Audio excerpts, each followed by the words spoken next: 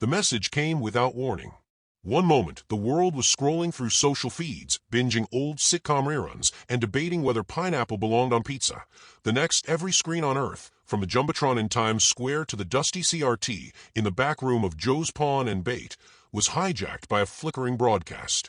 The picture quality was somewhere between an old VHS tape and a cheap YouTube conspiracy video, the sound lagging by half a second. A tall, insectoid figure stood in what looked like a glittering spaceship bridge, flanked by blinking consoles and screens that displayed stars in slow rotation. Its voice came through in heavily accented English. "Protect our friends from harm now." The image froze for a moment, pixelated, then resumed with the alien awkwardly nodding, clearly waiting for applause. Major Rachel Carter, call sign Razor, was halfway through her morning coffee in the Air Force Ready room when the feed appeared on the wall-mounted television. She squinted at the screen.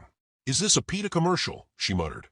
Her seatmate, Dr. Samantha Cho, didn't look up from her laptop. "Too many LEDs for PETA."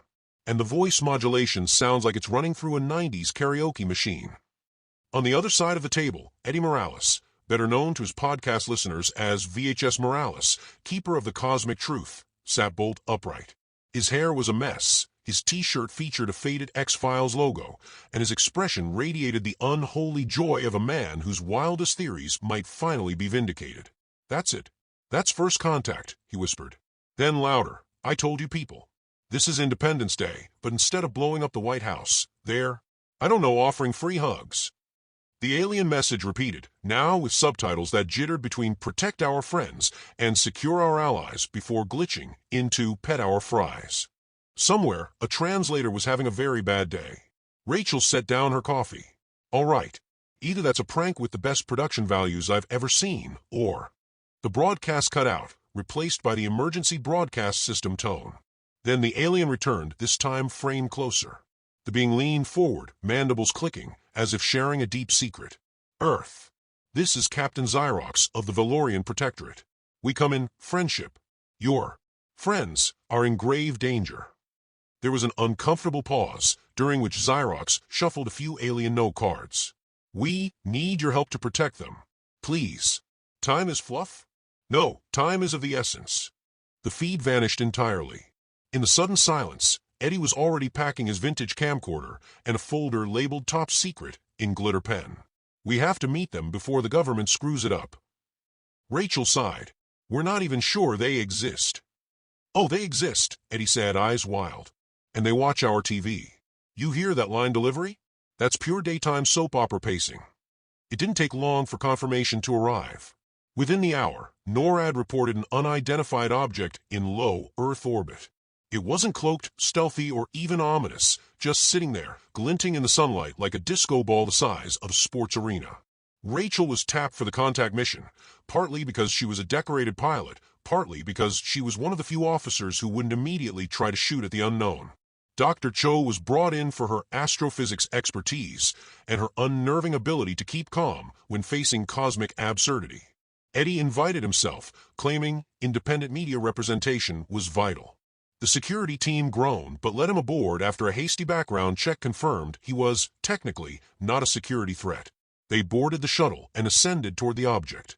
As they neared, Rachel caught sight of the alien ship's surface, faceted panels reflecting sunlight in shifting rainbows.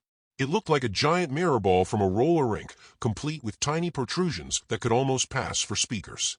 Docking procedures were slow, partly because the Valorians seemed unfamiliar with human spacecraft, partly because their airlock door opened to the left instead of the right, prompting 5 minutes of hand gestures and frustrated shrugs through the viewport. Finally, the door slid open, and Captain Xyrox himself stepped forward. He was tall, his exoskeleton patterned in shimmering blues and golds, his 4 eyes blinking asynchronously. His body language, strangely enough, had the same awkward politeness of a store greeter trying not to scare customers away. "Welcome aboard the Friendship Protector Mark III, he said with ceremonial gravitas. Then, with far less gravitas, "Do you have pets?" Rachel glanced at Cho, then back at Xyrox. "Pets." "Yes, pets. Small animals you care for? Cuddle? Feed scraps from your pizza crusts." Eddie made an excited noise. "I knew it. They've been watching us. This is about dogs, isn't it?" Dogs, cats, squirrels, raccoons. Xyrox's voice grew urgent. We have studied them for centuries. They are important, invaluable, and now they are targeted by the Scarvith. Cho crossed her arms. Who are the Scarvith? A species without mercy, Xyrox said, mandibles clicking in distaste. They capture unique fauna and sell them to the highest bidder in the galactic menagerie market. They have learned of Earth's remarkable biodiversity. Soon they will come. Rachel's brow furrowed. And you need us to stop them. Yes. Protect our friends from harm now, Xyrox repeated, as if reciting the title of a very bad action movie. You have the courage, the resourcefulness, the unpredictable stubbornness. We cannot defend them alone. Eddie grinned. You came to the right planet. Xyrox tilted his head. We hope so, though we have heard stories. You have a history of unpredictable outcomes in diplomatic missions. Rachel raised an eyebrow. We call that winging it.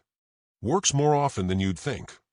A chime rang through the alien ship, followed by a burst of static from the overhead speakers.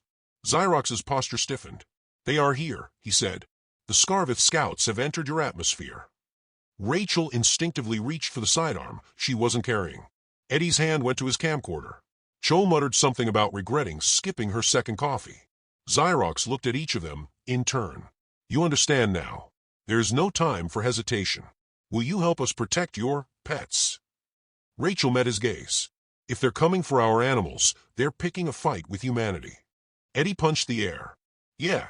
Operation Fur Baby Justice League begins now. Cho sighed. I'm not calling it that. The alien ship vibrated under their feet, and through a nearby viewport, Rachel caught sight of something entering the atmosphere. A dark shape, sleek and fast, leaving a trail of fire.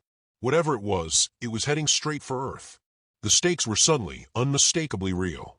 And Rachel knew one thing for certain. The Scarvith weren't going to know what hit them. The first Scarvith scout ship didn't announce its arrival so much as make statement, tearing through the upper atmosphere like a blade through silk, leaving an iridescent trail that shimmered long after it passed. Through the Friendship Protector's viewport, it looked almost beautiful. Almost. Rachel knew enough about military craft to spot predatory design when she saw it. Its hull gleamed with a mirror-black finish, the edges sharp and angular, every line suggesting speed, aggression, and the kind of confidence that came from winning too many fights. They're early, Captain Xyrox said, his voice taut. Scouts aren't supposed to risk planetary entry before the main fleet arrives. They must be impatient. Or they've done this before, Dr. Cho said quietly, her gaze locked on the descending ship. If they know what they're doing, they're not scouting. They're testing your response time. Eddie was still filming with his camcorder, his narration slipping between awe and giddy horror. Ladies and gentlemen, you are witnessing history. First contact turning into first heist. These guys aren't here for a handshake. They're here for Fluffy the cat. Rachel straightened. Then we make sure they leave empty-handed. In the cramped strategy chamber, Xyrox projected a holographic map of Earth, dozens of red dots blinking across it. These are potential collection zones. Areas rich in small animal life. Suburbs. Parks. Woodland edges. The Scarvith favor low-resistance targets, quiet neighborhoods where single abduction might go unnoticed. That's their mistake, Rachel said. You try stealing a cat from Mrs. Henderson's porch in Des Moines, you're leaving with a rake to the face. Your species does exhibit territorial tendencies, Xyrox agreed, almost approvingly. Still, the reality was grim. The Scarvith fleet was vast. Even if humanity mobilized immediately, they'd be outmatched in firepower.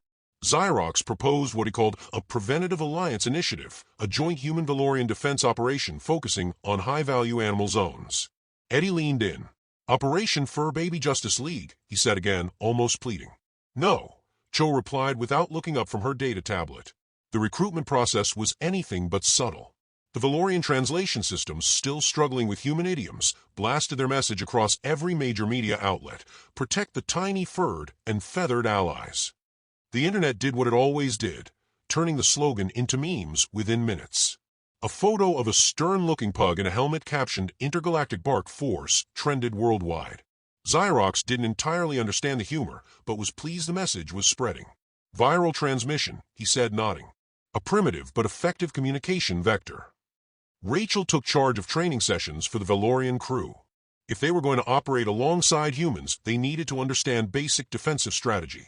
Unfortunately, her first attempt to explain urban defense tactics through diagrams was met with blank stares.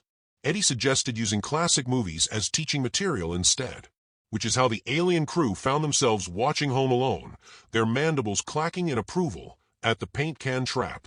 Ingenious, Torque said. Though the blunt trauma threshold appears survivable. We will adjust the velocity. The Rambo montage inspired the aliens to don red headbands and smear themselves with peanut butter, mistaking it for camouflage. Rachel found them crouched behind a row of storage crates, reeking faintly of Skippy, their compound eyes blinking earnestly. If you attract raccoons, you're on your own, she warned. Joe focused on adapting Valorian tech to Earth conditions. The laser turrets were powerful but couldn't distinguish between a Scarvith skimmer and a passing weather balloon. She reprogrammed them with a targeting algorithm based on movement patterns, muttering about AI that thinks a sparrow is a missile. Through all the training, Xyrox watched Rachel with a mix of curiosity and respect. She noticed. He asked endless questions about human tactics, not just the strategies, but the instincts behind them. You improvise, he said one evening, as if the concept fascinated him. Our forces follow plans to completion. You change the plan when it is failing. That's how you win, Rachel replied. You don't stick to a bad idea just because you started it. When the first real test came, it happened faster than anyone expected. A Scarvith skimmer appeared over a small Oregon town, a sleek black dart moving low between the hills. Xyrox's crew scrambled to launch their intercept vessel, Rachel at the helm. The chase was brief but chaotic. The Scarvith craft was fast, darting between tree lines and over rooftops. They deployed a containment beam towards a suburban backyard where a bewildered golden retriever froze mid-fetch. Rachel swung the ship hard, cutting between houses with meters to spare, and Cho fired a precision burst that disrupted the beam. The dog dropped safely onto the grass, tail wagging as if nothing had happened. Eddie caught the whole thing on tape, narrating breathlessly. Ladies and gentlemen, we have successfully prevented the first canine abduction of the interstellar pet war. But the Scarvith didn't retreat. They adapted. The next sightings came in pairs, forcing the humans and Valorians to split their forces. Sometimes they succeeded in driving them off. Sometimes the Scarvith escaped with their quarry. Each encounter sharpened the reality. This wasn't a symbolic stand. It was a war of attrition. For every animal saved, others vanished. The Valorians' resources were stretched thin, their crews unaccustomed to Earth's chaotic terrain and weather. And yet, something was happening. The humans and Valorians were learning from each other. Rachel noticed Xyrox taking calculated risks in the field, adjusting his maneuvers mid-pursuit. Tink and Torque's banter shifted from sniping at each other to coordinated tactical calls. Cho even admitted grudgingly that Eddie's constant filming had value. Footage from early chases was helping predict Scarvith flight patterns. One evening, as the crew regrouped after a long day of skirmishes, Rachel leaned against the bulkhead beside Xyrox. "You're adapting," she said. "So are you," he replied. "You are beginning to think like a Valorian, strategically, with purpose." "Don't tell anyone," Rachel said with a half-smile. Before he could answer, an alarm blared through the ship. The holographic map lit up in angry red, not with scattered dots, but a cluster, large, moving fast, entering Earth's orbit. Xyrox's expression hardened. "That is not a scout. That is the Vanguard." Rachel straightened, her mind already moving. Then the training wheels come off. Eddie clicked his camcorder into place, grinning like a man who had just found his next season's storyline. Cho was already pulling up weapon schematics. In the distance, through the viewport, the first of the larger Scarvith vessels broke through the cloud cover, its vast, curved hull blocking the sun. The fight for Earth's animals was about to get a lot bigger. The Scarvith Vanguard ship moved with deliberate menace, its hull bristling with segmented plates that caught the sunlight and refracted it into razor-like glints. It wasn't sleek like their skimmers. It was armored, built for dominance rather than speed. The kind of vessel that announced, "We've arrived, and there's nothing you can do about it." Even from orbit, its size dwarfed the Friendship Protector. Rachel felt the subtle shift in the air, the weight of everyone in the control room, realizing they were now staring down the first real battle of this war. "They'll deploy collectors first," Xyrox said, his voice low but steady. "Automated drones, designed to sweep wide areas in minutes. And once the drones are done," Cho added grimly, "they'll send ground units to pick up whatever slipped through the net." Eddie, wedged between two Valorian navigators, was already recording, narrating into his camcorder with the tone of a man reporting on an alien invasion from the inside. This is it, folks. Humanity's first joint combat op with alien allies. If I don't make it, upload this footage to every social media account you can find. Rachel ignored him, focusing on the holographic tactical display. The Scarvith ship had begun releasing a cloud of glimmering objects, dozens, maybe hundreds, each one smaller than a car, but shaped like predatory insects, their wings beating in the vacuum as they ignited atmospheric entry thrusters. They're spreading too wide, Cho observed. If we chase them individually, we'll lose most of them before we even get close. Then we make them chase us, Rachel said. The plan came together fast, partly desperation, partly instinct. The Valorians had inflatable decoy fauna for distraction drills, oversized representations of cats, dogs, and for reasons Rachel still didn't fully understand, squirrels.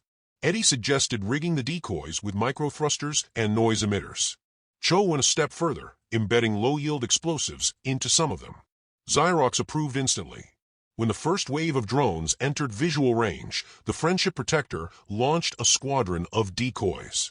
Giant tabbies tumbled through the air, spinning lazily, their reflective surfaces catching the sunlight in flashing bursts.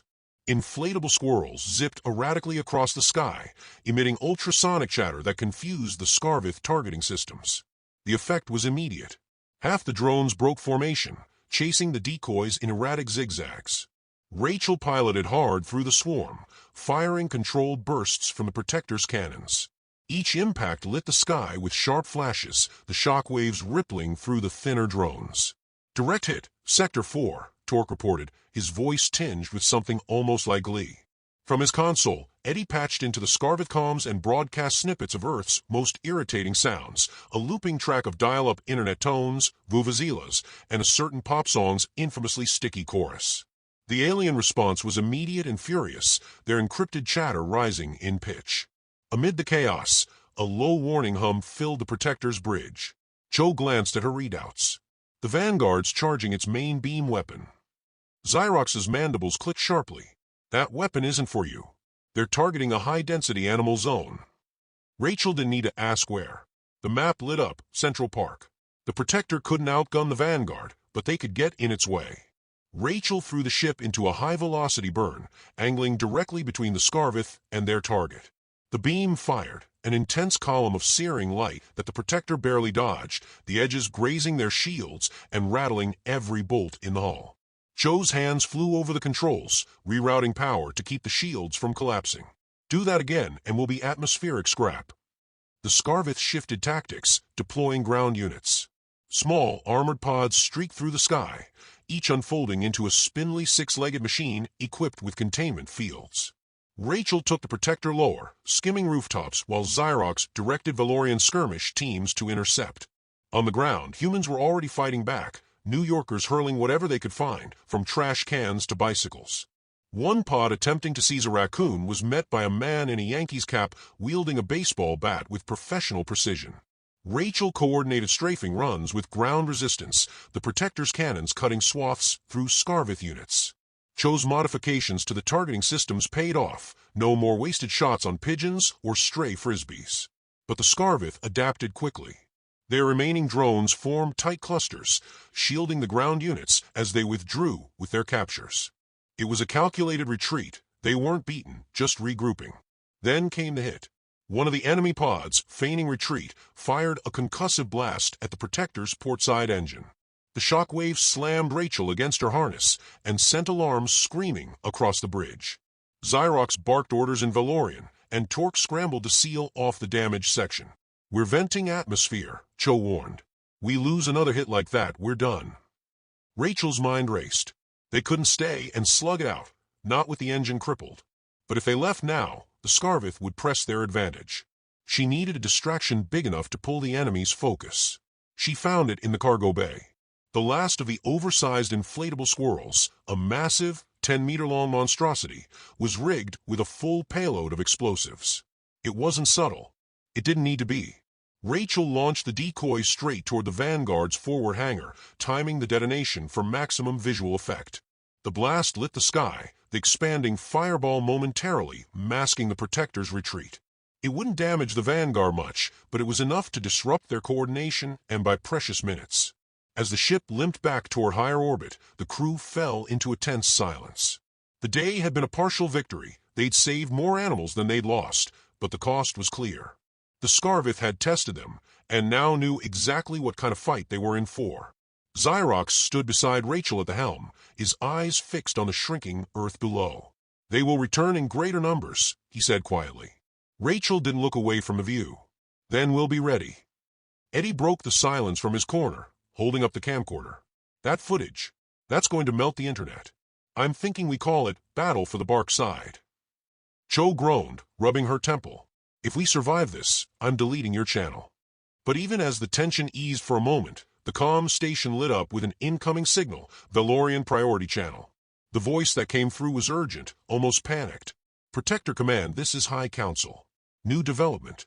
Protect your friends from harm now, your human friends." Rachel turned slowly toward Xyrox. "I'm guessing that's not about the pugs anymore." His silence was all the answer she needed. The war they'd been fighting was about to change into something much bigger. The signal from the Valorian High Council crackled through the bridge, its urgency unmistakable even before the words were translated. "Your human allies are now the target. The Scarvith have shifted strategy." The voice was clipped, hurried, as though the speaker was already under duress. "They've learned the key to your resistance is not just your weapons, but your unpredictable warriors. They intend to take them." Rachel felt the temperature in the room drop. It wasn't just about animals anymore. This was personal. "So now we're the pets," she said, her tone half disbelief, half grim acknowledgement. Xyrox's mandibles clicked in a gesture Rachel had learned to read as deep unease. "They believe if they can remove you, the rest of humanity will collapse into disorganization." Eddie, still holding his camcorder like a talisman, gave a low whistle. "Guess they've been doing their homework." He glanced around the bridge. "So, what's the plan to stop them from bagging and tagging us?" The question hung in the air until Cho stepped forward, her eyes bright with calculation. "They can't abduct what they can't catch," she said. "We hit them before they hit us. Take the fight directly to the Vanguard before they can deploy ground extraction units." Xyrox hesitated. "That's a high-risk maneuver. They have superior shielding and firepower. A frontal assault could be exactly what they don't expect," Rachel interrupted. "We've been on the defensive since they got here.